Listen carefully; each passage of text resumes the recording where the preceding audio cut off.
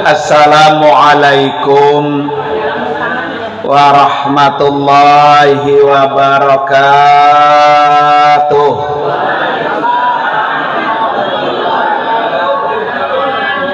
Masya Allah, mudah-mudahan semuanya Allah kasih panjang umur, sehat walafiat, rezekinya banyak, biar bisa segera balik lagi ke Mekah. Yang mau balik segera nunjuk. Nah, nunjuk aja, nunjuk gak bayar ya. Ntar kalau udah nyetor paspor baru apa? Bayar. Kalau nunjuk belum bayar. Bismillahirrahmanirrahim. Hamdan wa syukran lillah.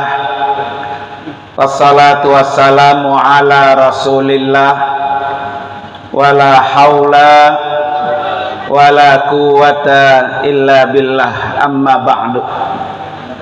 Hadratil mukarramin wal mukarramat, para bapak dan ibu, tamu Allah dan tamu Rasulullah, wabil khusus yang sama-sama kita hormati Bapak Ketua Angkatan Umroh 11 November sekaligus sahibul bait Bapak Suhartono dan istri yang hari ini alhamdulillah sangat luar biasa menerima kita.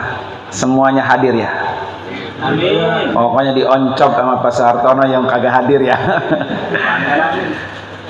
Yang juga sama-sama kita hormati seluruh pengurus alumni umroh tanggal 11 November 2023. Mudah-mudahan kita doakan seluruh pengurusnya Allah berikan kesehatan panjang umur dan diberikan semangat ya, biar kita terus bersilaturahmi. Yang juga sama-sama kita hormati pembimbing perempuan kita ya, yaitu Al-Mukarramah saja Hajjah Uswatun Hasanah. Kita doakan juga biar sehat panjang umur, biar bisa membina dan membimbing ibu-ibu terutama ya. Para ibu, para bapak, hadirin sekalian yang dimuliakan oleh Allah Subhanahu wa taala.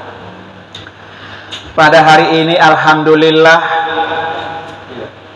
tepat pada tanggal 1 Mai 2024, waktu lagi awal kami meresmikan ya, atau mendeklarasikan ya, Yayasan Wafiz Aliman Center itu memang kami nyarinya hari Rabu. Jadi nggak ngelihat tanggalnya, nggak, pokoknya Rabu aja. Nah, ternyata hari Rabu waktu itu jatuh di tanggal 1 Mai. Nah, hari ini pas juga nih ya Pak ya, pas 5 tahun yang lalu memang hari Rabu jatuh di tanggal 1 Mai, sehingga akhirnya gampang dah, tiap hari Rabu, tiap tanggal 1 Mai hari libur juga ya, sekaligus miladnya Yayasan Wafiz Al-Amin Center. Para bapak dan ibu, kenapa dulu kami memilih hari Rabu? Mungkin orang-orang Betawi yang tempo dulu, apa nih, kok Ngaji Jaya doang udah yang paling dulu ya, orang Betawi yang paling dulu. Hari Rabu itu di dalam kitab Bidayatul Hidayah dijelaskan adalah ma min syai'in budi'a fi yaumil arbi'a illa wa qad tamma. Dalam kitab itu disebut, ini hadis Pak,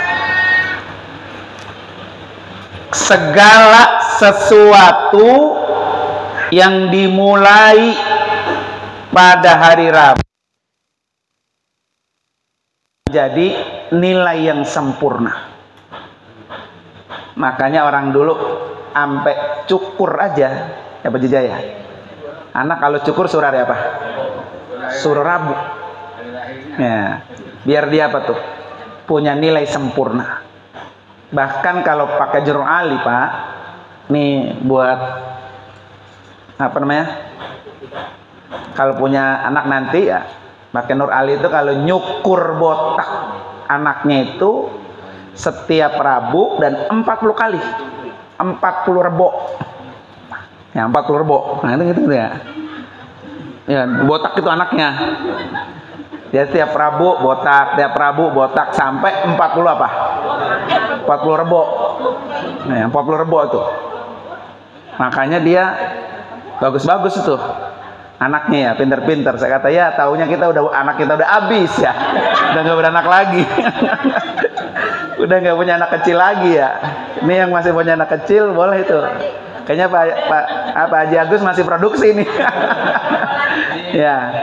Nanti kalau nyukur anak botakin setiap hari Rabu selama 40 apa?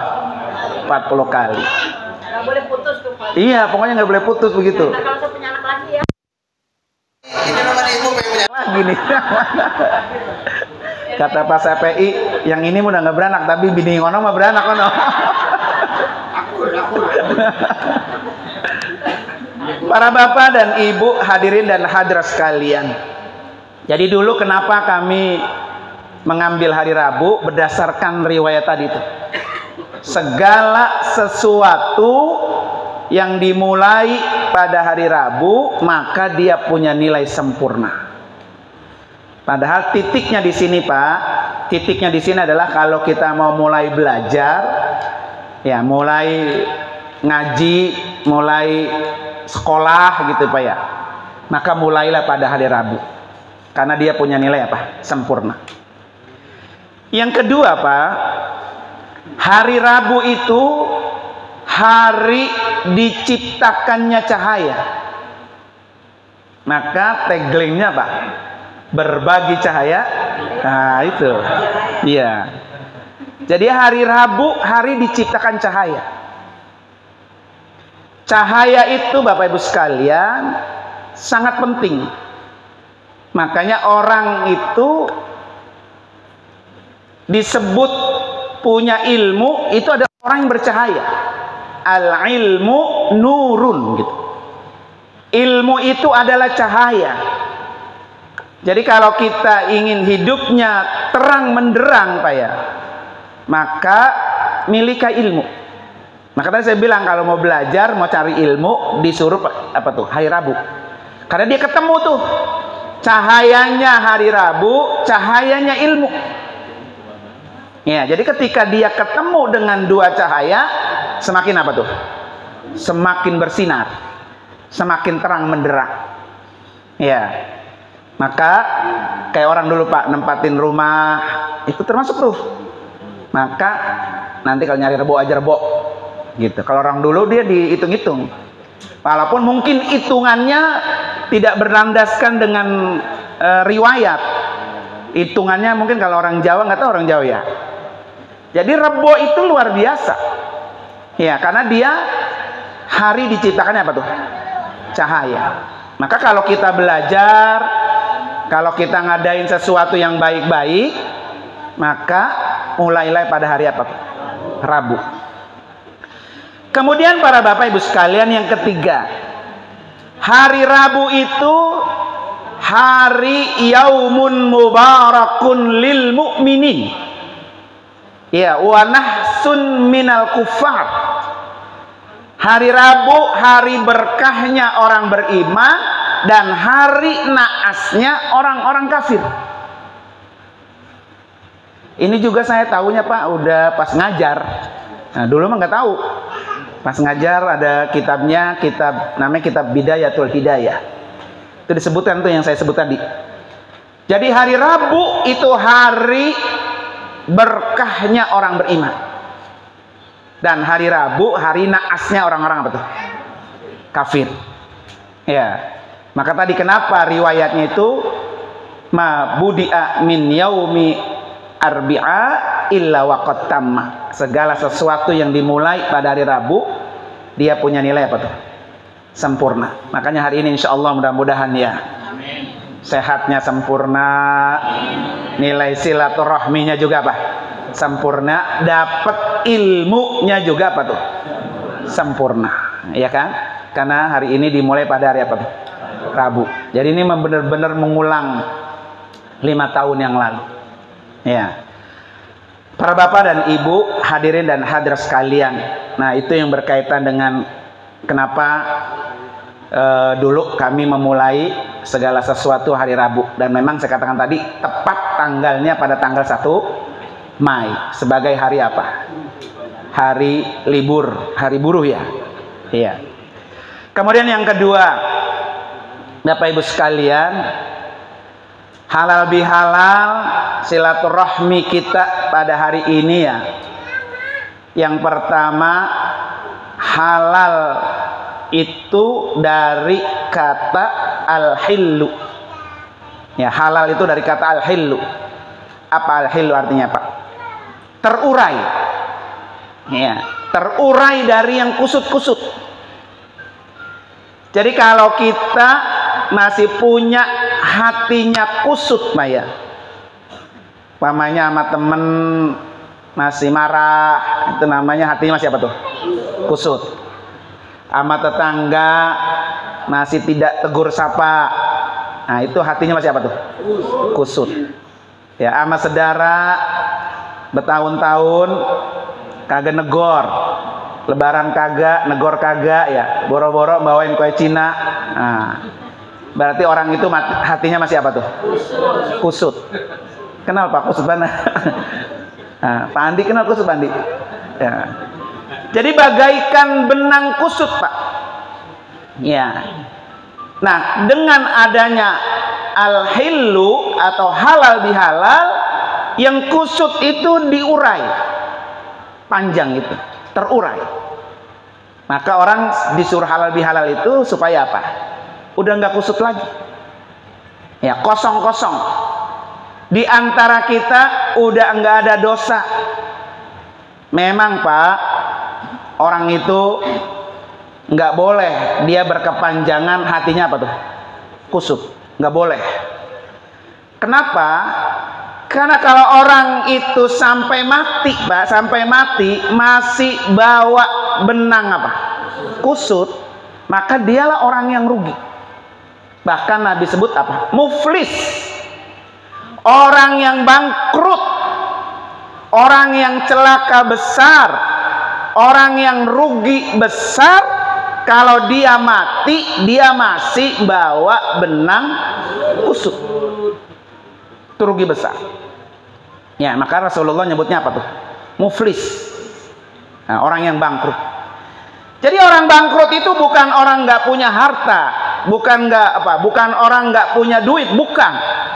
Tapi orang yang bangkrut itu adalah orang ketika mati ulang ya, bawa pahala puasa, bawa pahala sholat, bawa pahala sedekah, infak zakatnya, tapi juga dia bawa dosa pernah nyakitin orang lain, bawa dosa pernah zolimi orang lain. Jadi kalau kita mati pernah nyakitin orang Pak, kemudian dosa orang itu akan pindah ke kita. Jadi kalau kita nyakitin orang nih, dosa orang itu akan pindah ke kita. Dosa kita aja Pak, kita udah berat. Apalagi ditambahin dengan dosa apa? Orang lain. Tidak cukup di situ doang Pak. Kalau orang yang nyakitin itu ya, orang yang kita sakitin dia punya apa? Kebaikan, kebaikannya pindah ke kita. Masya Allah tuh Pak, nauzubillah ya. Jangan sampai tuh. Jadi dosanya dia pindah, kebaikannya juga apa tuh? Pindah, habis nggak ada. Itu yang disebut orang apa? Bangkrut. Gara-gara kita nyakitin atau menzolimi orang lain. Makanya disuruh halal bihalal tuh, suruh urai yang kusut-kusut. Jangan sampai mati masih bawa benang apa? Kusut. Nah, insya Allah mudah-mudahan Pak ya, Hari ini program jamaah umroh 11 November ini apa? Menjadikan kita orang yang hatinya selalu apa? Terurai. Jangan ada dengki di antara kita. Jangan ada sakit hati di antara kita. Orang apa? Semuanya ya punya kelebihan, punya apa? Pasti itu Pak. Punya kelebihan, punya kekurangan. Itu setiap orang. Ketika kita melihat ada orang yang punya kelebihan dari kita, yaitu rezeki dia. Udah selesai begitu. Ya, yang penting kita fokus dengan urusan kita kepada Allah. Nabi aja Pak, kenapa Nabi itu tidak pernah iri, tidak pernah dengki dengan orang lain? Allah sudah nyatakan alam nasrah laka sadrak. Jadi dada Nabi itu orangnya lapang deh Mak. Mau orang lain dapat nikmatnya gede, ya biasa aja. Mau orang lain rumahnya lebih mewah, biasa aja. Bahkan Nabi itu saking tidak irinya Pak, dia punya hati ya Pak ya. Dia saking lapangnya dia punya hati. Rumah Nabi itu seperti Bapak Ibu lihat, itu yang di kuburan itu yang kita lewat. Ini waktu lagi di Raudhah hari Jumat ya? Masya Allah ya kan, luar biasa. Jadi rumah Nabi itu segini Pak, 4 meter kali 4 meter, nggak besar. Itu rumah Nabi, ya itu sekarang kuburannya. Sampai-sampai Rasulullah itu ketika tidur di atas tikar, dan bekas tikernya masih nempel di pipinya. Ketika sahabat datang ke rumah Nabi melihat bekas stiker di pipinya, kata sahabat, ya Rasulullah, engkau tidak pantas seperti ini. Engkau itu orang yang sangat dekat dengan Allah. Engkau ini junjungan kami. Apa perlu nih rumah kamu ya Rasulullah kami buatkan seperti rumahnya raja-raja apa? Romawi. Nabi nggak mau. Ya. Karena sebanyak apapun harta yang kita punya, sekaya apapun yang kita miliki, ketika kita mati dibawa enggak? Enggak. Yang Pak Haji Asman no. Oh, besinya panjang, nggak pernah iri ya. Samping rumahnya rel kereta api Pak ya. Nggak pernah iri ya. Iya. Nggak sombong Pak Haji Asman ya. Samping rumah Pak punya besi apa? Panjang. Karena samping rumahnya Pak rel kereta api. Luar biasa. Jadi bapak-bapak yang belum pernah ke rumah Pak Haji Asman, nah silakan itu. Bisa pakai kereta api. Ya, cuma turunnya ke Cikarang ntar. Nah, para bapak ibu sekalian, jadi kita kudu belajar ya Pak ya, dan memang harus belajar dengan Rasulullah. Jadi seapapun orang lain Pak ya, jangan pernah hati kita apa tuh? Dengki, iri Pak ya, apalagi sampai menghasut, ya, memprovokasi, nauzubillah Pak ya. Maka saya sering sampaikan itu, kalau ada di antara kita hatinya yang belum lapang, ya Pak ya, belum lapang, maka katanya Pak, suruh banyak-banyak baca alam nasroh laka sadrak setiap sholat qobliyah subuh atau sholat subuh gitu Pak ya. Jadi alam nasroh sama alam tarok kaifafah. Nah itu baca sebelum sholat subuh atau qobliyah subuh. Atau juga baca apa? Habis subuh, habis sholat subuh 9 kali. Itu kan saya sudah sampaikan tuh. Ya.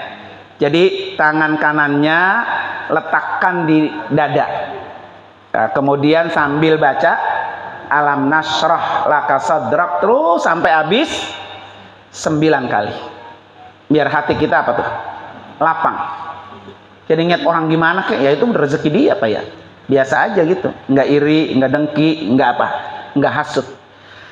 Karena orang itu Pak bisa tenang tergantung di sini nih. Ya tergantung di sini. Saya punya teman tuh Pak, punya penyakit asam lambung. Ternyata asam lambung itu berbahaya banget Pak. Apalagi kalau udah kronis. Ya dia bisa berpengaruh atau bisa merembet ke jantung Pak, nggak bisa napas. Ya, Saya tanya, emang apa sebabnya penyakit asam lambung? Kalau kita mah yang orang kagak ngerti, paling kagak mau makan Pak ya. Jadinya emah begitu ya. Ternyata Pak, salah satu penyebab penyakit asam lambung yang paling dominan Pak, yang paling besar, stres. Stres Pak, paling besar Pak.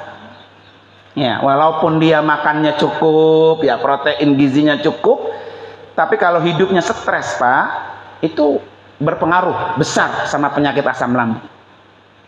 Saya tanya teman saya, emang apa lu bisa stres? Kata itu ya. Kata dia apa ya, Allah Ji, yang namanya orang hidup ya, suami udah kagak kerja, anak masih sekolah banyak, sampai kagak apa? Stres Pak ya. Iya, Lapa Soehartono Pak ya, kagak bakalan stres ya. Orang hiburan apa tuh? Karaokean mulu nih mah. Jadi ibu-ibu kalau mau karaokean kemari datang. Nah, udah disiapin tuh sound beliau tuh. Ya, ya Bu ya, bener ya? Iya, jadi lagu apa gak bisa? Ya, lagu Ayu Ting Ting bisa Bu.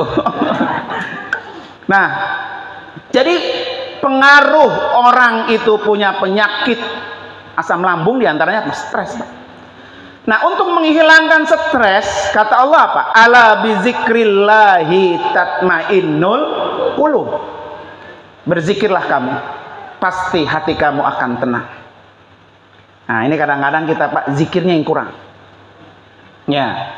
Zikir apa saja itu Pak, semuanya akan berdampak ketenangan. Ada orang yang zikirnya baca istighfar. Astagfirullahalazim alladzi la ilaha illa huwal hayyul qayyum wa atubu ilaihi. Kalau Nabi Pak baca istighfar itu sehari 100. Nabi yang kagak punya dosa. Nah, kalau kita yang gudangnya apa? Dosa. Nah, berarti sehari berapa? 1000. Gitu. Karena kita banyakkan dosanya. Ya. Dengan istighfar itu kalau kita wiridin Pak, sering kita baca, pokoknya sehari 1000. Nah, ibu-ibu baling riska, bari nyapu, ya nggak apa-apa. Baca istighfar atau menjelang tidur, atau sambil perjalanan kemana kita jalan ya, pegang tasbih, baca istighfar 1000. Nanti Pak, dengan kurun waktu yang panjang, kalau itu diamalin ya, itu ada buahnya. Sama kayak kita nanam pohon. Jadi jangan pernah berharap Bapak Ibu sekalian, kita menanam pohon baru sebulan, baru 2 bulan, ngarepin apa? Buah, nggak mungkin. Ya, ngapain panen, apalagi panennya banyak, nggak mungkin. Jadi dia butuh puluhan tahun. Ya kan pernah ada Pak ceritanya, kisah si tukang roti. Kenal denger nggak itu? Imam Ahmad bin Hambal, kan mazhab Hambali ya. Beliau tinggal di Madinah, pengen banget ke Baghdad, ke Irak. Zaman dulu ya ke Irak naik apa Pak? Kita bayangin. Tapi di Irak Pak nggak ada tujuan, mau ke rumah siapa, mau ngapain, mau ketemu siapa, nggak ada. Pokoknya hatinya itu pengen banget ke Irak. Sampai di Irak Pak, Imam Ahmad bin Hambal berhenti di satu masjid. Kemudian beliau sholat karena udah aki-aki Pak ya, udah tua dan bingung mau kemana, dia tidur di masjid itu. Kata merbotnya, Ki, sono keluar, ini bukan tempat tidur, ini masjid. Diusir tuh sama merbot, ya kan? Diusir sampai depan masjid, sampai toko roti yang di depan masjid ngeliatin. Ya Allah, itu aki-aki lagi disuruh usir sama merbot, diparanin sama tukang roti. Sini Ki, mampir ke rumah saya. Kebetulan di rumah saya ada kamar kosong. Silakan istirahat. Tidur tuh Imam Ahmad bin Hambal. Tapi ketika Imam Ahmad bin Hambal Pak masuk ke kamar, si tuan rumahnya tetap bekerja bikin roti. Sambil bikin roti, sambil istighfar. Itu diliatin sama Imam Ahmad bin Hambal. Akhirnya pas pagi dicamperin. Wahai tukang roti, semalaman saya lihat kamu itu sambil kerja, sambil istighfar. Sudah berapa lama itu kamu lakukan? Kata tukang roti apa? Sudah saya lakukan 30 tahun. Jadi kalau istighfar kita baru sebulan apa? Belum ada apa-apanya. Ya Pak ya? 30 tahun. Kata Imam Ahmad bin Hambal, apa yang sudah engkau dapat hasil dari istighfar selama 30 tahun? Kata tukang roti, alhamdulillah, semua doa saya Allah kabul. Semua hajat saya Allah berikan. Jadi kalau pengen keinginan kita, hajat kita, doa kita cepat dikabul Allah, banyak-banyak baca apa tuh? Istighfar. Udah sebanyak-banyaknya aja, Pak. Dan itu setiap hari. Ya kan? Tetapi kata tukang roti apa? Cuma satu yang sampai hari ini doa saya belum dikabul Allah. Kata Imam Ahmad bin Hambal, apa itu? Kata tukang roti, saya pengen ketemu imam mazhab saya, yaitu Imam Ahmad bin Hambal. Nah, kata beliau, Masya Allah, ternyata ini yang mendorong saya dari Madinah suruh datang ke Irak, hanya ingin memenuhi apa? Doa si tukang roti terkabul. Artinya apa, Pak? Jadi itu cara Allah, Pak. Jadi Allah itu kalau mau mengkabul doa seseorang, Allah utus orang lain. Allah utus orang lain. Jadi doa itu yang nyamperin kita. Ya, yang penting tadi apa tuh? Berkontinuitas, berkepanjangan tuh amalan-amalan yang kita lakukan. Apa aja tadi kan banyak, tadi alam nasrah apa ya, lah baru tebang 2-3 hari sebulan mah masih, nah ini hati gue masih begini bahaya, belum waras-waras ya, belum panjang Pak ya, kerja panjang insya Allah nanti banyak nanti Pak. Zikirnya ada yang Quran, zikirnya ada yang tasbih, zikirnya ada yang apa, sholat Pak. Dengan sholat orang itu bisa apa? Tenang. Nah makanya supaya hati kita itu tenang, karena kan Pak yang sumber membuat yang lain jadi kacau itu karena hatinya apa tuh? Kacau. Coba Bapak dah, Ibu, kalau tidur lagi ada masalah, pulas enggak? Goplak gaplek, kiri ke sono, pinggir sono Pak ya. Makanya gampang kalau pengen pulas baca apa tuh? Quran. Baru 5 menit mata udah ngantuk. Ya, asal aja dibuka tuh Quran, mata Pak ngantuk Pak ya. Nah, para Bapak hadirin sekalian, inilah salah satu makna daripada apa tuh? Halal bihalal. Ya, mudah-mudahan kita alumni 11 November ini semakin kuat, semakin kokoh. Amin. Apalagi tadi cita-citanya pengen bersama-sama Pak. Balik lagi, resep kali ya nostalgia ya.